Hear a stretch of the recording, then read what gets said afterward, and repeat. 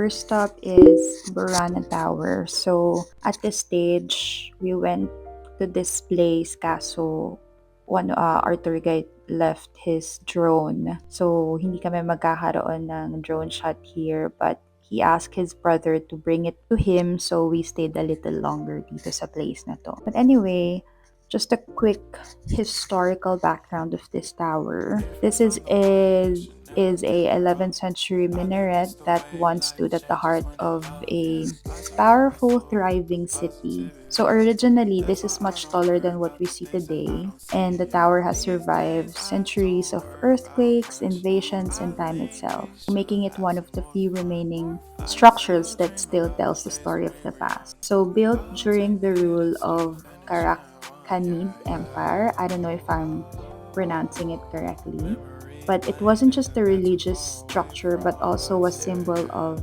presence, power, and connection in a city that once full of life. So standing right next to it, you can see, almost imagine how grand everything must have looked like kasi sobrang laki talaga nung place, as in ang lawak, sobrang lawak. Tapos yung view is the mountains, and since it's still on the winter season, yung mountains was full of snow pa. Pero sabi ng tour guide namin, once it's changed na ng season to spring, sobrang green na talaga ng lahat. As in, sobrang ganda. But anyway, so when this place was still known as Balasukan, back then it was just a key stop along the Silk Road, filled with mga traders, travelers, and different cultures passing through. Kasi I think this one is like near Kazakhstan na and China. So over time, however, the city slowly disappeared due to invasions and natural disasters, leaving behind ruins and fragments of what used to be a bustling civilizations. So by this time, nandito na kami sa taas nung tower. And nung nasira to before, I'm not sure how tall it was. Pero the steps now, it was like 54 steps. So imagine kung sobrang taas nito, di ba? Ilang steps yun. And very makitid lang nung space paakyat. And the view at the back, yun, sobrang lawak ng place. And imagine mo kung gaano kaganda tong place na to, siguro back then.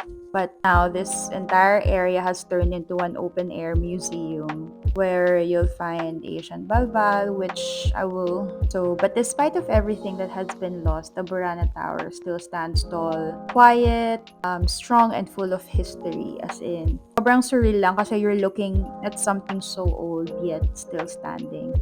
Parang it holds so many untold stories, and even in silence, you can feel how rich and alive this place once was. Kasi when we went to the museum, we're not allowed to take photo. Sobrang daming kwento talaga. So, nag-enjoy naman kami, and ang dami ding naming natutunan dito.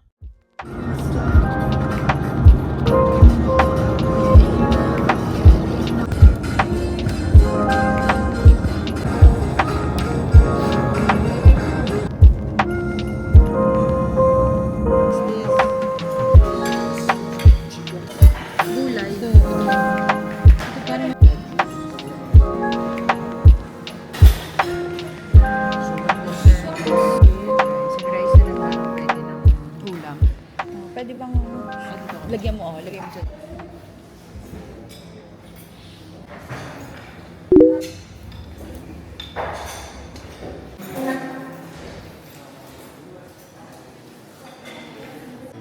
Bilisan mo. Parang masarap yung mga pagkain dito.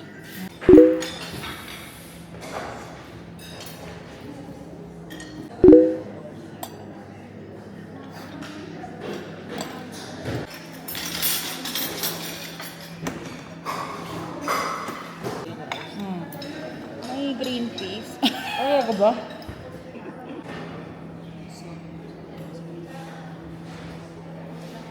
Ito yung parang nasa middle ng bundok na. Parang stopover station. Kasi puro bundok. In fairness naman, maganda yung area. Malinis and masarap yung pagkain. Yun yung car namin, yung silver. Tapos yan. Yum. Yum yung food. Orderin nyo yung chicken. Kasi may kasamang gulay and sauce. Yun lang. And may bayad yung toilet dito. 15 som. So, dapat may barya kayo kasi hindi sila tatanggap ng card. Pero sa food, tumatanggap naman sila ng card. So, ayun lang. So, next stop is this Kok Moynok Canyon. I don't know if I'm pronouncing it correctly again.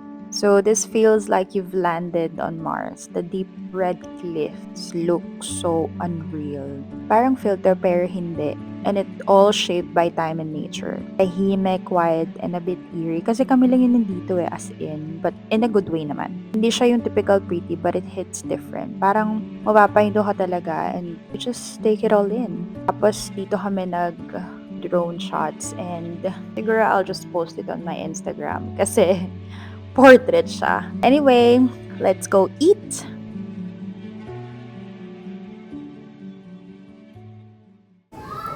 Kurdak. Chinese to with beef. Pig soup and spicy ramen. Yeah. Is it? Spicy. That's what he said. Spicy. Hindi daw spicy, nagkamali.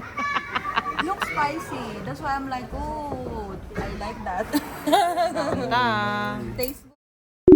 So next stop will be at Fairy Tale Canyon, and this really feels like you've stepped into a storybook. The rock formations come in different shapes and warm colors, parang castles, animals, and random figures na ikaw yung bahala mag-interpret. So as you walk around, nagiging playful yung experience kasi bawat angle may bagong character. And at the same time, it's calm and peaceful, hindi overwhelming. Yun nga lang, syempre, very parang delikado, so we have to slow down a little bit. So, ang saya lang kasi it brings out your imagination again. And parang, for a moment, you're not just exploring a place, but you're creating your own little fairy tale.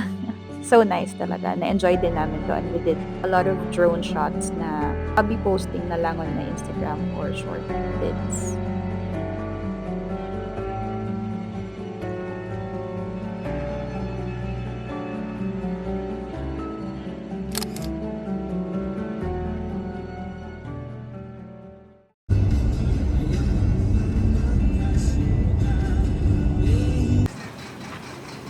CR. Hanap kami ng CR na normal.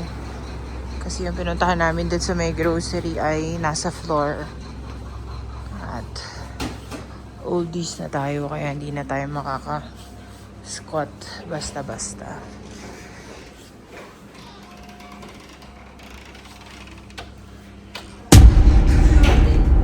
Pareho?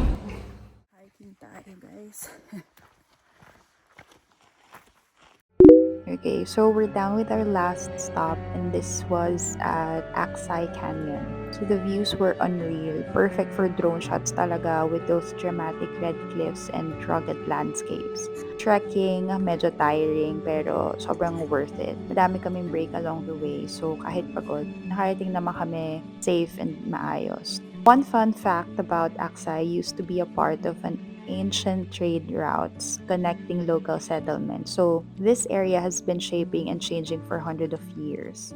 So anyway, habang pataas kami, the scenery just kept getting more epic. Ito kami nag-drone shots. Ito na yung last place na pwede kami mag-drone shot. And every angle para talaga siyang postcard. Hindi lang siya about nakarating ka sa top, pero yung enjoying the hike and exploring the canyon itself. Aksai Canyon is definitely one of those spots na sulit every step. And we ended up the day super happy na nakarating kami doon. Kasi parang very out of this world talaga siya. As in, parang kami lang din yung tao na nandun and taken videos more. So, now, alam ko na kung paano and I have an idea. So, hopefully, in my next travel videos na matik. So, yun. I hope you enjoyed the vlog as much as I did and see you on my next travel. Bye!